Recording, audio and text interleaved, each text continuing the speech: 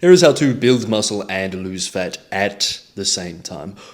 You can't do that. Your bullshit sensors are going off, right? Because to build muscle, you need to gain weight. To lose fat, you need to lose weight. You can't both gain weight and lose weight at the same time, so it's not possible, right?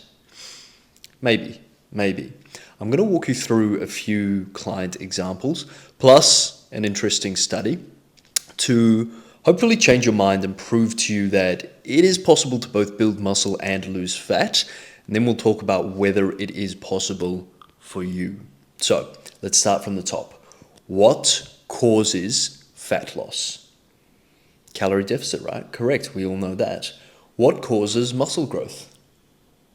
A little bit more difficult, isn't it? I mean, is it just the opposite of a calorie deficit, right? Is it like you go into a calorie surplus and then you just become Mr. Olympia? I don't think so. I know a lot of people who have been in a calorie surplus for a long time, eating a shitload of food, gaining a whole lot of weight, that probably are not building much muscle. Why not? What are they not doing? Well, they're not lifting weights for one. They're probably not eating enough protein either. So both of these things, we know they are correlated with muscle growth. What do these two things do? Lifting weights, eating protein. They increase your muscle protein synthesis. Lifting weights increases your myofibrillar muscle protein synthesis. That's like inside the muscle cell itself, inside the fiber.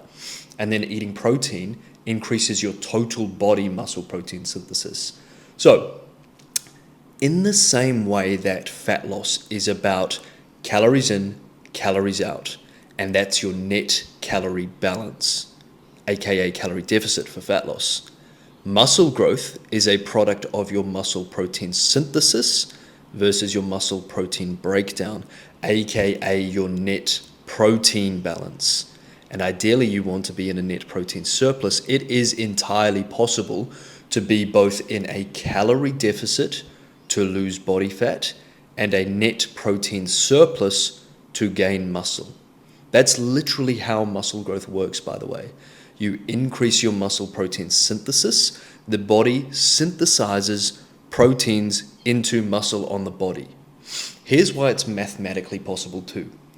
A pound of body fat, for example, a pound, is roughly 3,500 up to 4,000 calories, depending on who you ask. Let's just keep it simple and say 3,500 calories.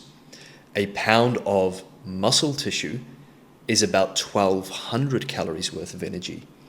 But it takes some energy to synthesize new proteins, right? To synthesize protein from food and turn it into muscle on the body.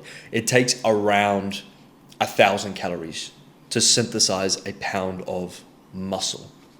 So in order to gain a pound of muscle, you actually need roughly 2,200 calories because you've got the 1,200 from the muscle tissue itself, and then you've got there roughly 1,000 from the actual act of synthesizing that new protein, if that makes sense. So here's how it's mathematically possible. The body can take that 3,500 calories from that pound of fat and use that energy to synthesize protein into muscle on the body. So it's entirely physically possible in a number of circumstances. Let's go through a few examples now. This is Devin. Devin had been working with me for about 6 months before we embarked on this cut here, which is the difference between the two photos you are seeing. Now, in that 6 months, we got everything on lock, right? We got Devin's training on lock. We had his diet on lock too. The truth is, by the time we got into the deficit phase, we had everything on lock. And realistically, I don't think Devin gained any muscle throughout this deficit phase that you are seeing here. I think probably he maintained all of his muscle, but I don't think he gained any muscle. Here's a different example. This is Brock. This was around 18 weeks, 16 of which was in a deficit phase. So Brock came to me and we started in the deficit straight away. Sorry, we did it a 2-week, I call it a mini bulk, where we just get habits in place without being in a deficit. So most of this time was spent in a deficit. Now, before Brock worked with me, he was doing CrossFit. He was drinking a lot on the weekends. He wasn't training consistently, and the training he was doing was fucking CrossFit. He was significantly under eating his protein intake. And so, because he was doing a lot wrong, even though we went into a calorie deficit to lose fat, it was entirely possible for him to increase his muscle protein synthesis and therefore his net protein balance into a surplus whilst he was in a calorie deficit. Does that make sense? So it was entirely possible for him to both gain muscle and lose fat at the same time. So you look at these photos and you really you tell me, what do you think? Do you think Brock did not gain a single gram of muscle between these two photos, the difference? I think he gained a decent amount of muscle, particularly towards the start of the cut. So what's really going on here, right? What we're essentially managing is, even though we're in a calorie deficit, which is inherently catabolic, we're trying to increase anabolism. Anabolic, right? So on a side note, this is how steroids work. Steroids increase your muscle protein synthesis. Some steroids even decrease your muscle protein breakdown, like Tren, I think. I don't actually know. Like, Devin's natural, I'm natural, Brock's natural, but I'm just showing you this as an example of how that can work. That substance, or those substances, increase your muscle protein synthesis, and some even reduce your muscle protein breakdown, so your net protein balance is significantly increased overall. But back to us. With Brock, right, because he was doing so many things wrong beforehand, when we got him doing the right things, there was such an anabolic response that it was truly possible for him to gain muscle. And we see this in the literature, as in the research as well. So here's an interesting study, depending on what you find interesting, of course. But I'm just showing you this one because it's one that I have read through. I have a couple of clients who are police officers. This study, though, is not unique. There are many, many, many studies with very similar outcomes to this. So in this study, which was conducted over 12 weeks, there were 3 groups. All 3 groups were in a calorie deficit. All 3 were in a deficit, and they all lost about the same amount of weight towards the end of it, because they were in a deficit after all, right? Group 1 just did diet. Group 2 and 3 did both diet and weight training. And then the difference between group 2 and 3 was which protein they had. So I should say that again. Group 1 did just calorie deficit. Group 2 and 3 did calorie deficit plus lifting weights plus high protein intake. The difference was one of them increased their protein intake through casein protein, one of them increased their protein intake through whey. Here's what they found. They all lost a similar amount of weight. The group which just did the calorie deficit without lifting weights, without increasing their protein, they did not increase their lean mass, aka muscle mass. So they probably didn't necessarily lose any muscle, but they definitely didn't gain any either. Here's the kicker. The groups which were in a calorie deficit and they lifted weights and they ate a high protein diet, they actually gained muscle. A pretty substantial amount of muscle. I mean, 4 kilograms on average in one of the groups across 12 weeks in a deficit. That's unreal, right? That shows you the true power of anabolism, how anabolic lifting weights can be, especially if you have not been doing it or not been doing it right. That's the key factor here. Because because Brock was kind of lifting weights, but he was doing CrossFit, which is not optimal bodybuilder type training. And you might be thinking, I don't want to look like a bodybuilder though, but you do.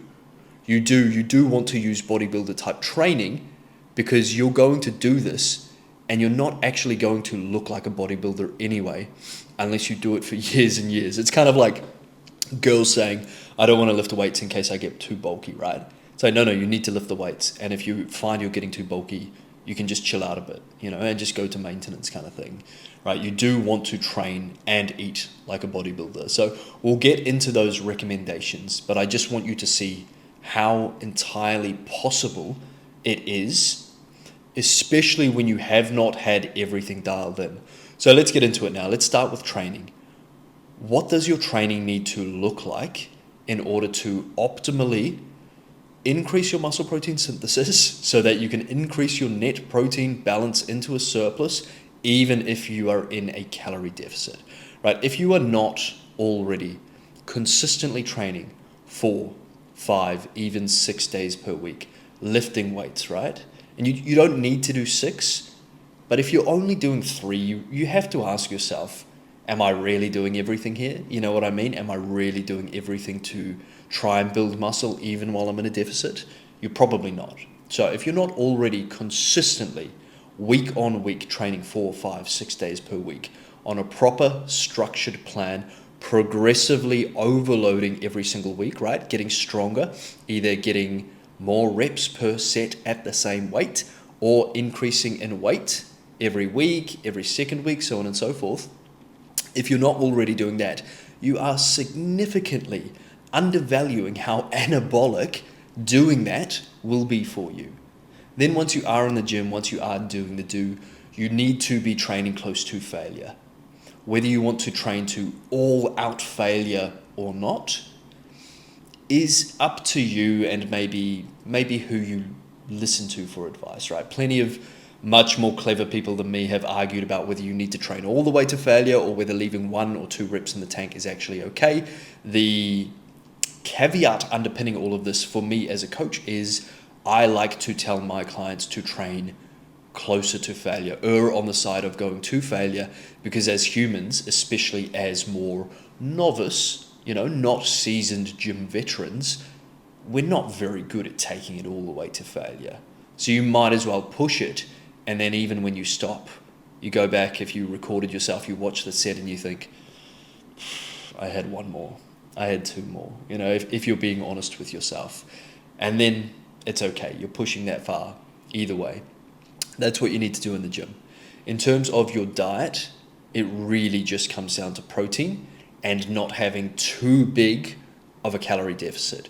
So the calorie deficit, you're really looking at how much weight you're losing on a week-by-week basis. 0.5% of your body weight, so if you're 100 kilos and you're losing 0.5 kilo per week, that's totally fine. 1%, if you're 100 kilos and you're losing 1 kilo a week, that's totally fine too. 1.5% at the start, that's totally fine. If it keeps going at that rate, you might be losing weight a little bit too quickly, that you're probably potentially even sacrificing losing a bit of muscle, right? So you really want to be opting for around that 1% rate. Give yourself the best opportunity to get this done relatively quickly, but also in a position where you may be able to build muscle. And then your protein. Protein is, like, people will argue about this until the cows come home. The most recent meta-analysis seems to show that even 1.6 grams per kg of your body weight in protein per day is enough to maximize the muscle protein synthesis response from protein food intake. So that's a good starting point.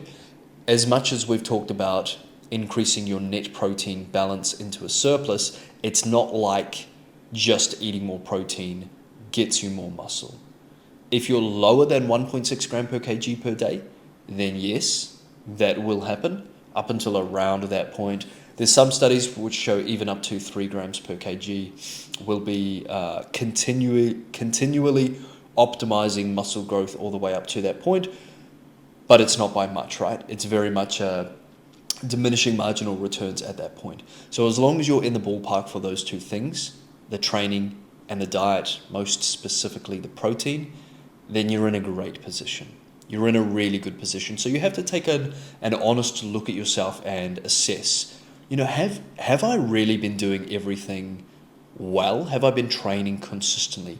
4, 5, 6 days per week? Have I been progressively overloading? Have I been training close enough to failure to cause a muscle growth response?